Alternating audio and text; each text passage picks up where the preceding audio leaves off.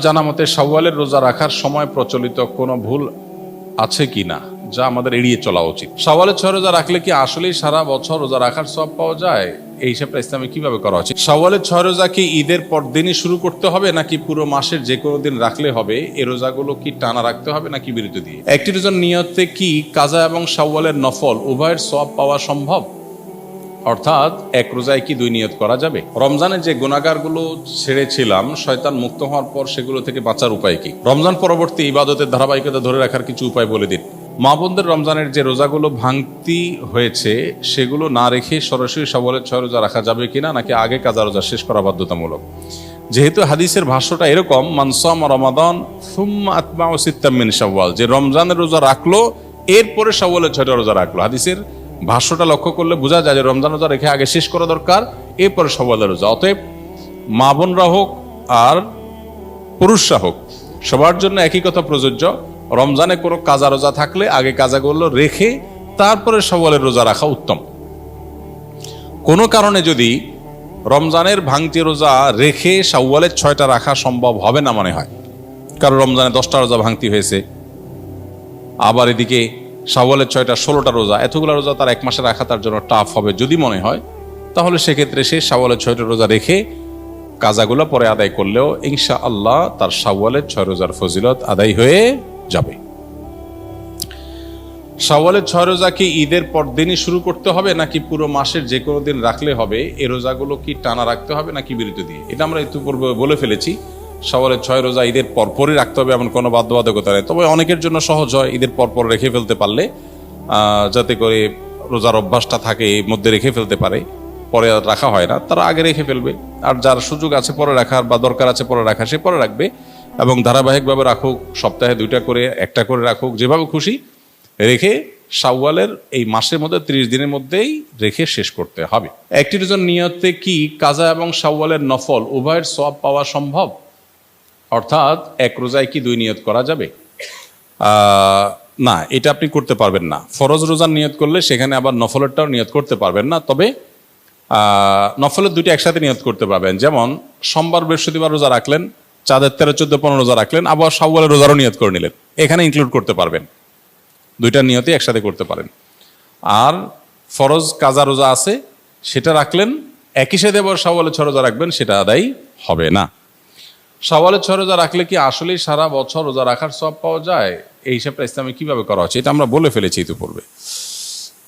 রমজানে যে গুনাহগারগুলো ছেড়েছিলাম শয়তান মুক্ত হওয়ার পর সেগুলো থেকে বাঁচার উপায় কি?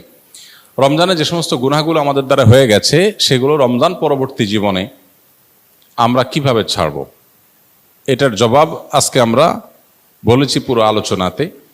মূলত রমজান মাসে রোজার মাধ্যমে যে আমাদেরকে আল্লাহ তাআলা তাকওয়া চর্চা করতে বলেছেন বা মুত্তাকি হতে বলেছেন, রোজার এই বার্তাটা গ্রহণ করা, রোজার এই মর্মটাকে উপলব্ধি করা, এটা যদি আমরা করতে পারি তাহলে রমজান পরবর্তী জীবনে ইনশাআল্লাহ তাকওয়া চর্চা করা আমাদের জন্য সহজ হবে।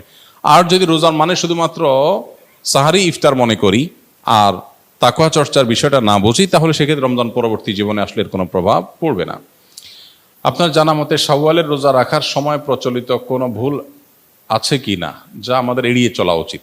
শাওয়ালের রোজা কেন্দ্রিক খুব কমন বড় কোনো ভুল নাই, তবে ভুল ধারণা আছে কিছু। যেমন অনেকে মনে করেন শাওয়ালের 6 রোজা লাগাতার রাখতে হয়, ধারাবাহিক রাখতে হয়। যদি এই ধারণা এখন আস্তে আস্তে পরিষ্কার হয়ে গেছে আমার মনে হয়।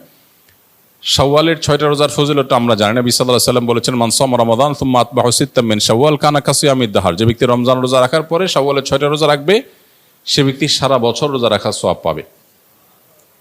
এক হাদিসে নবী আলাইহিস সালাম এটার ব্যাখ্যাও করে দিয়েছেন। বিষয়টা এইভাবে যে রমজানের 30টা রোজা সচরাচর সর্বোচ্চ 30টা রোজা হয়, এটাকে প্রত্যেক আমলকে আল্লাহ তাআলা কমপক্ষে 10 গুণ বাড়িয়ে দেন, তাতে 30কে 10 দিয়ে গুণ দিলে 300 হয়। আর শাওয়ালের 6টা রোজা রাখলে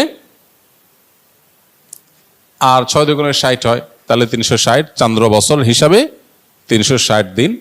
অতএব পুরো বছর রোজা রাখা সওয়াব পেতে হলে রমজান রোজার পরে শাওয়ালের 6টা রোজা রাখতে হবে। এই রোজা রাখার ক্ষেত্রে কোনো ধারাবাহিকতার শর্ত নাই, ভেঙে ভেঙে রাখতে পারেন, ইচ্ছা মানে একসাথে রাখতে পারেন, যেভাবে খুশি রাখতে পারেন। এটা হলো একটা ভুল ধারণা সাধারণত, যে একসাথে রাখা লাগে কিনা অনেকের ধারণা হতে পারে। এর বাইরে আর তেমন কোনো মেজর ভুল দেখি না। রমজান রোজা যেভাবে রাখেন সেটাও একইভাবে আপনি রাখবেন, শাওয়াল মাসের মধ্যেই রেখে দিবেন। রমজান পরবর্তী ইবাদতের ধারাবাহিকতা ধরে রাখার কিছু উপায় বলে দিন। রমজান পরবর্তীতে ইবাদতের ধারা ধরে রাখার জন্য রমজানেই ভালো করে তাকওয়া চর্চা করতে হবে। রমজানে যার তাকওয়া চর্চা যত ভালো হবে, রমজানের পরে সেটা ধরে রাখা তত সহজ হবে, ইজি হবে ইনশাআল্লাহ বিইذনিল্লাহ। এবং আল্লাহ তাআলার কাছে দোয়া যেমন করতে হবে, রমজানের পরে দিনী পরিবেশে যত বেশি নিজেদেরকে রাখতে পারবো তত বেশি রমজানের ইবাদত ধারাবাহিকতা ধরে রাখা সহজ হবে ইনশাআল্লাহ বিইذনিল্লাহ। সেই চেষ্টা আমরা করব। রমজানের পরে আরেকটা ইবাদতের মৌসুম আসছে 2 মাস পরেই, সেটা হলো জিলহজের প্রথম দশক, 10 দিনের মৌসুম। এটা 30 দিনের মৌসুম, এটা হলো 10 দিনের মৌসুম। এই মৌসুমগুলোতে খুব বেশি সুন্নাহসম্মত আমলগুলো, কোরআন হাদিস বাতানো আমলগুলো যদি করতে থাকি, তাহলে 2 মাস পরে আবার রিচার্জ হয়ে যাবে, সেটা দিয়ে আমরা আবার কিছুদিন চলতে পারবো ইনশাআল্লাহ। এভাবে শরিয়া যে আদেশগুলো করেছে সবগুলো কিন্তু আমরা পরিপূর্ণভাবে পালন করে ইনশাআল্লাহ বিইذনিল্লাহ সারা বছরই ইবাদতের ধারাবাহিকতা ধরে রাখা সম্ভব হবে। আল্লাহ তাআলা আমাদের সবাইকে আমলের তৌফিক দান করুন। জাযাকুমুল্লাহ খাইর।